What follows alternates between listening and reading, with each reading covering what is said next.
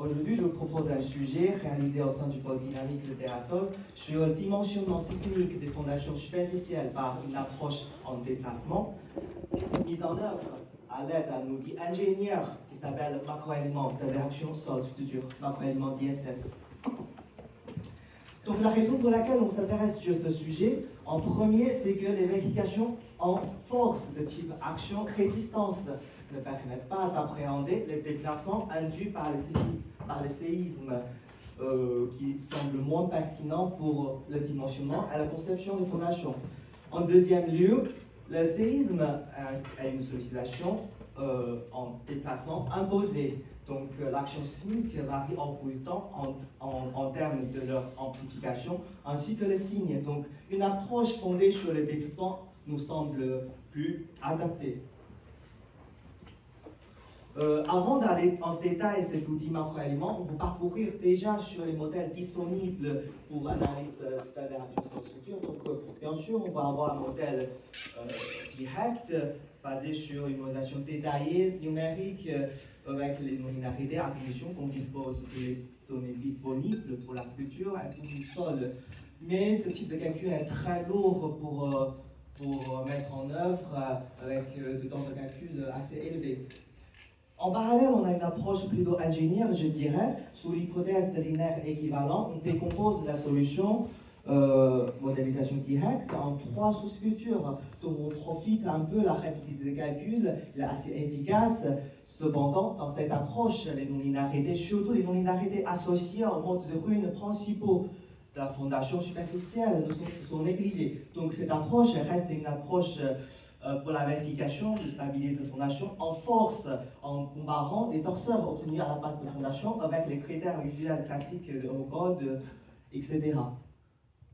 Donc, on vous propose un macroélément pour prendre l'avantage de l'approche directe, donc la présence de non-linéarité, ainsi que la rapidité des calculs. Donc, le principe du macroélément se repose sur une distinction entre le champ proche et le champ lointain. Dans le champ proche, on suppose que tous les non-linéarités, surtout le non-linéarité liée à la fondation, interface, fondation et sol, se concentrent dans ce champ proche, tandis que le champ lointain est principalement contrôlé par un comportement linéaire, élastique, équivalent, lié à la propagation d'ondes, raideur dynamique, amortissement radiatif, etc. Donc ce on va essayer de condenser tout le champ proche et le champ lointain dans un seul élément dans la modélisation qui s'appelle le macroélément, qui est décrit par une loi de décomplement reliant la force et le déplacement généralisé. De plus, ce principe n'est pas nouveau. Hein. Il est introduit pour la première fois par le professeur Nova en 1991 pour une fondation sur le sol frottant. Ensuite, ce concept est rapidement étendu pour les autres types de fondations, par exemple les fondations sur pieux, ou bien fondations sur le sol renforcées par les impulsions rigides. On va regarder ensemble qu'est-ce qu'on a dans ce macroélément. Donc déjà pour la partie élastique, surtout comportement élastique représentatif pour le champ lointain, on peut le décrire par les impédances dynamiques, donc le raideur, amortissement, etc. Et si on regarde plus proche dans le champ proche, on va voir tous les non-linéarités, par exemple le dégoulement. Le dégoulement, ici on propose une loi de comportement élastique non linéaire, donc il est 100% réversible. Ça peut se traduire par une loi de dégradation de raideur en rotation pendant le dégoulement. Bien sûr, on a la plasticité, donc le glissement et la perte de capacité portante constituent le comportement plastique pour notre macroélément. Donc, voici les surfaces de charge pour le glissement et la perte de capacité portante. Donc, il s'agit des formulations assez familières de l'ingénierie géotechnicien, donc le glissement de Coulomb ou bien la perte de capacité portante de Eurocode 8. Passons maintenant à une application numérique. Donc voici, vous voyez à l'écran, on a notre ouvrage à concevoir, un bâtiment superficiellement fondé sur une couche de sol homogène avec des caractéristiques de sol simplifiées, affichées à l'écran. Donc la partie superstructure est caractérisée par sa fréquence propre, le taux d'amortissement figé à 5% avec sa géométrie. Donc pour la partie superstructure dans la modélisation numérique, on peut le simplifier simplement par un système de degrés de liberté avec une masse et un header. Pourtant, pour la partie modélisation d'ISS, on propose trois hypothèses. Soit sans ISS, donc à la base encastrée, avec ISS, donc avec ISS linéaire, donc avec un jeu de ressort ou d'amortissement, calé avec les fréquences d'ISS, avec les courbes d'émettance. On a aussi le troisième modèle, donc avec ISS non linéaire, on fait un travail macroélément qui introduit tous les non-linéarités liées au décollement, glissement et impact de capacité portante. Donc on sollicite ces trois modèles numériques avec un séisme, un enregistrement sismique naturel.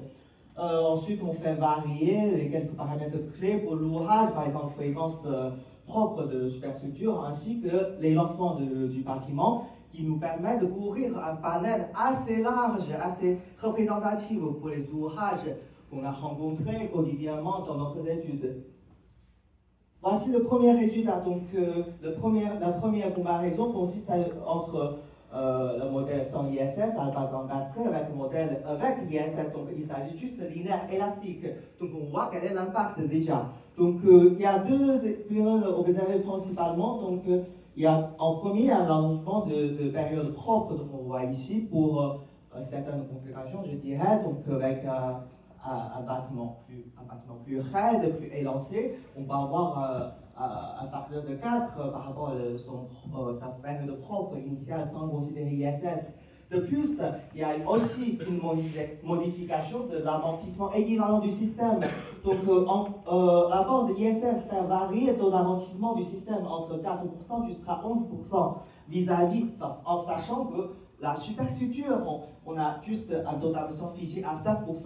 Donc, on voit ici, la considération de l'ISS ne conduit pas forcément, ne conduit pas systématiquement une augmentation d'amortissement équivalent. Déjà, si on peut aussi continuer à regarder la réponse du système. Ici, j'ai choisi simplement l'effort tranchant à la base de la fondation.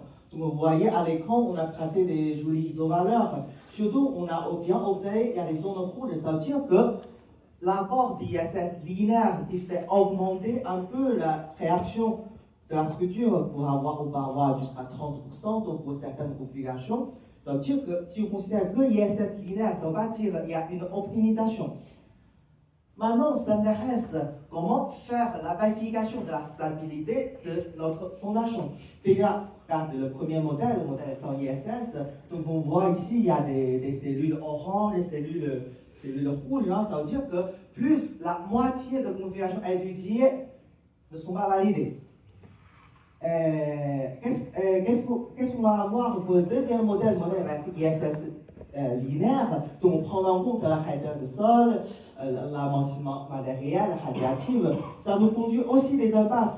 Heureusement, on ne voit plus le glissement, on a déjà à franchir. Pourtant, le perte de capacité pendante ainsi que le renversement persiste. Ces deux approches, on n'a pas d'informations sur les déformations irréversibles, déformations sismo-induites de la fondation. Donc, ce qu'on a fait, c'est de comparer brutalement les forces obtenues à la base de fondation avec les critères quand il s'agit d'approche en force. Hein? Donc, après, on a dans le troisième modèle, on a des ISS non linéaires. Donc, vous voyez ici quand même, on a des cellules oranges. Mais cellules oranges, ça veut dire que notre fondation entre dans le domaine non linéaire. Il va avoir une plasticité. Mais ce que je voulais dire ici, la plastification de la fondation, pour plastification ponctuelle pour certains incréments de temps pendant une sollicitation sismique ne veut pas dire une rupture. Donc, après, de plus, on voit ici, avec le macroélément, on a réussi, avec non-linéarité d'interaction sans structure, on n'a plus la rupture en mode renversement.